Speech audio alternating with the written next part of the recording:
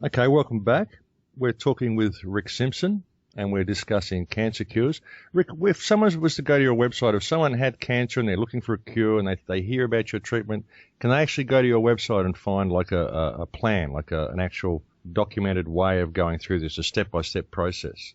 Oh, yes. All the information's up there. We have all the dosage information, and we have all the information on how to produce the medicine properly. And again, what I tell people, like, once you do this, it's really no harder than making a cup of coffee. Anybody can do it. I mean, if you've got a rice cooker, a couple gallons of solvent, and a pound of good indica bud, the indica, the sedative type, the type of hemp that makes you sleepy when you smoke it. That's what I use to make the medicine. If you got that, usually if I have a dry pound of hemp bud, within 3 hours, the medicine's sitting there ready to use.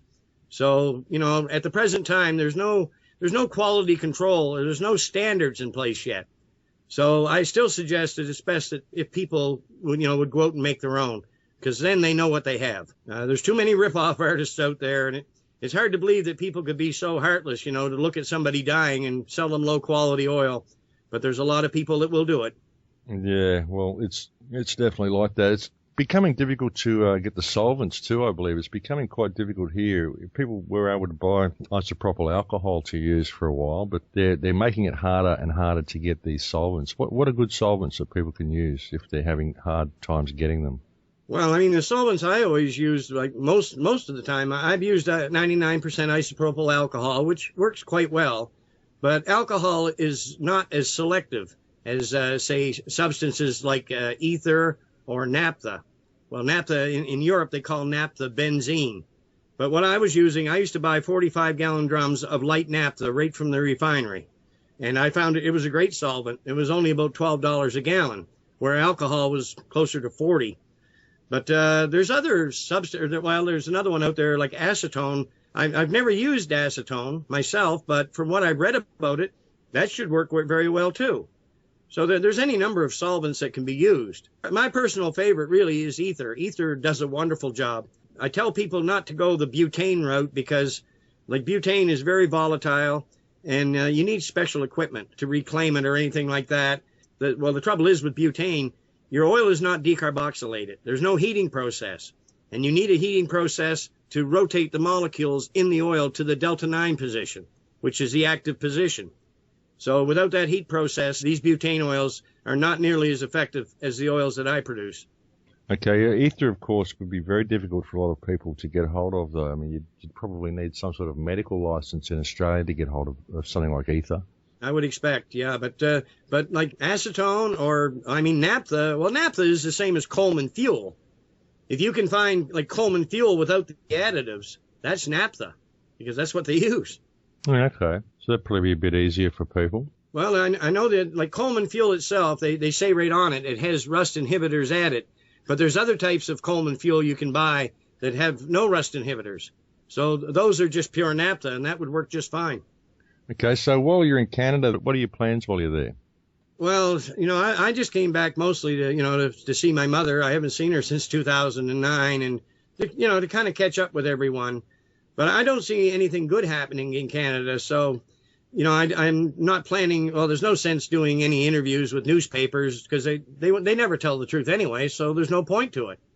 So I think I'll just mark time, and when I get out of here, then when I get back to Europe, I'll start making a big noise again. But my dream is really to go either find a country or find an island and get the most medicinal strains in the world and then start working with them and do some crosses and then stabilize these, really medicinal strains, stabilize the seeds. Because the main problem right now is, like, when you send for seeds, you don't know what you're going to get.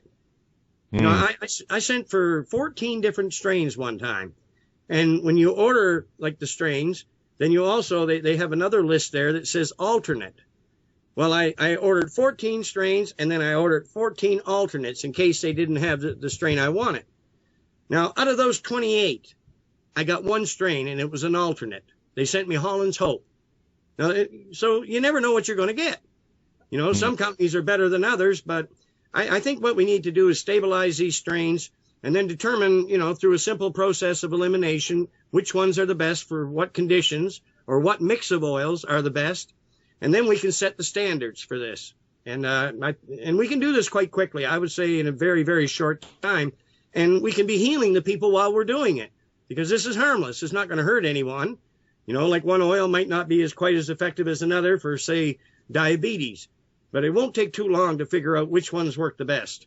I'm no scientist, but I do have a lot of logic. So you've cured diabetes with hemp oil as well, have you? Oh, yes.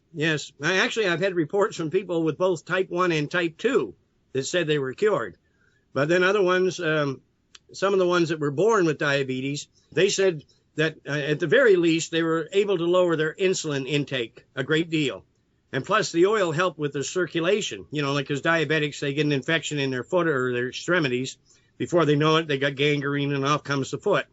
Well, the oil, it helps with your blood circulation. So no matter what, if you got diabetes, get on this oil. It's the best thing you can do for your body.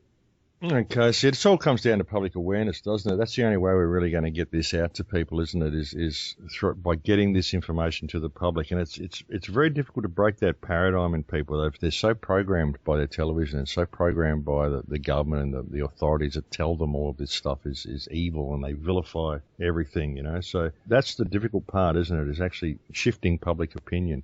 And of course, the only way you can really do that is to lead by example. Have you been doing any talks or anything? You plan on doing any talks while you're in Canada? No, I'm not planning on it. I've made it known, like the only thing I would do would be like an open line talk show or something like that, because that's the only way I get my message to the people. But I don't want nothing to do with the papers or anything like that.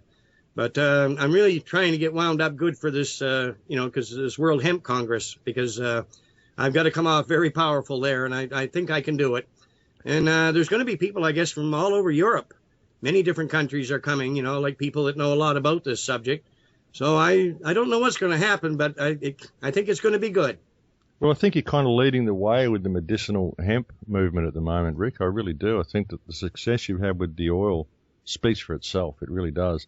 And like I said, even the success I've seen with people here in Australia, and even with my friend's mother, unfortunately, who died of a heart attack. I mean, the improvement in her life was amazing.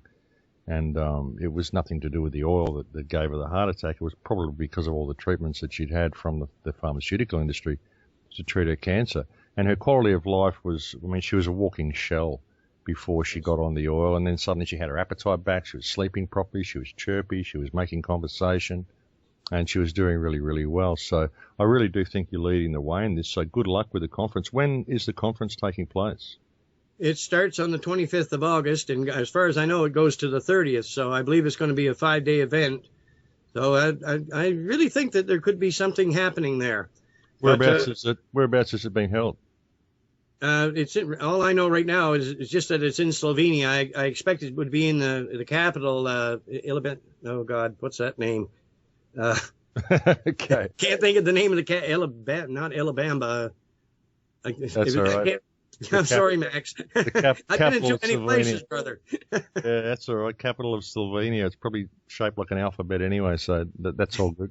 But I think I will probably go after that to South America, because I've heard about Uruguay. They're supposed to be legalizing, and I'll have a look around and see what's happening. But if I don't see anything, then I'm really thinking about right out on the islands, maybe French Polynesia, because the man in charge over there now, he wants to break away from France because they did all those nuclear tests in the 1960s. They've got a lot of problems over there from those tests.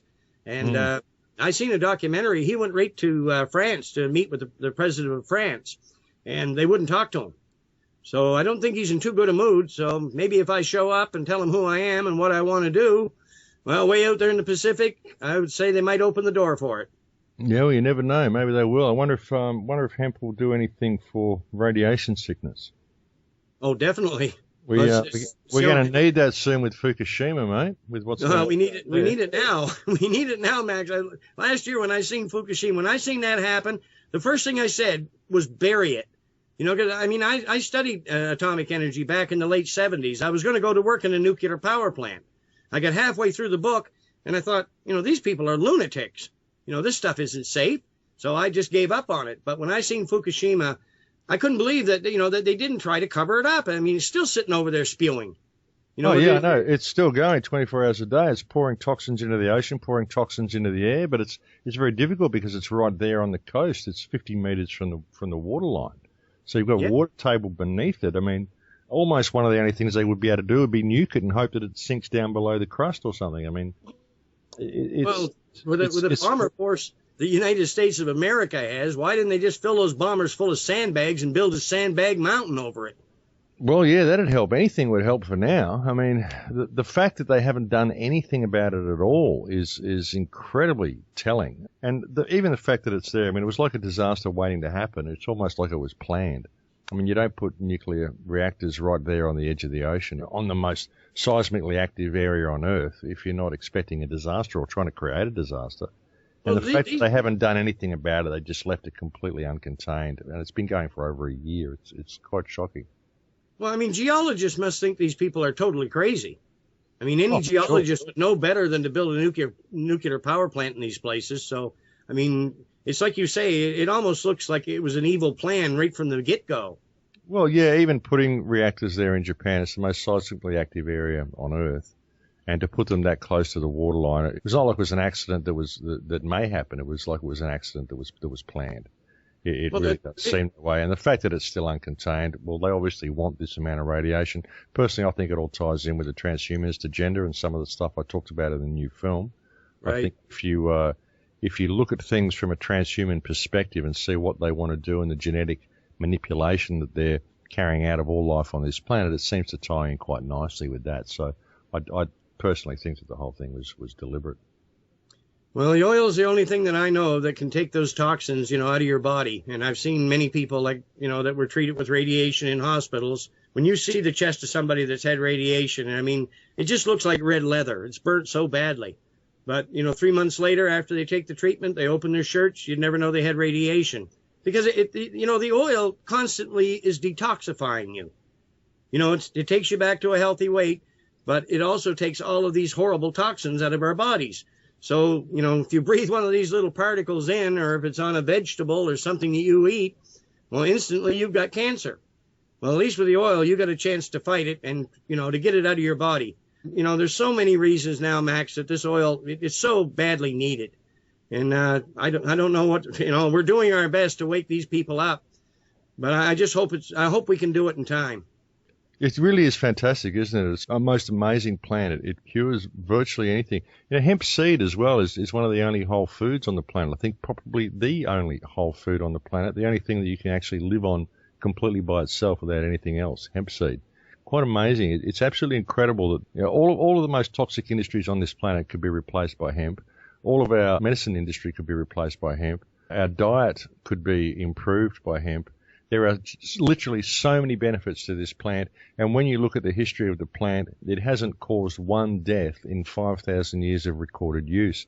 And so you've got to ask yourself why it's banned, why it's illegal. And when you look at everything that I just said, all of the industries that it would completely destroy if it was legal, there it is. That's the reason that it's illegal. It's not been made illegal to protect anybody except big industry. So people really, really do need to adjust their perspective about the benefits of this plant. It is the most beneficial plant we've ever had.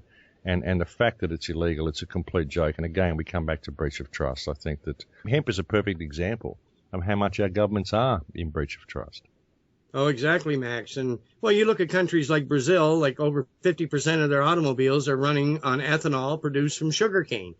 Now, I've seen the process myself. I watched a documentary on the process, and they said that using this new process with enzymes and things they can get as much as 1,800 gallons of ethanol off of 1 acre of hemp.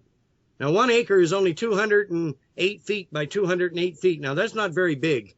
And you can make up to 1,800 gallons of ethanol. I mean, that's enough energy to heat your home, run your car, and you still have a few hundred gallons left over. But they don't want us to be self-sufficient, but we could so easily become. If every small town put a little production facility in, and they started farming the hemp, everyone could grow their own energy. We don't need to be at the mercy of these people, but this is what they don't. This is what they're so afraid of.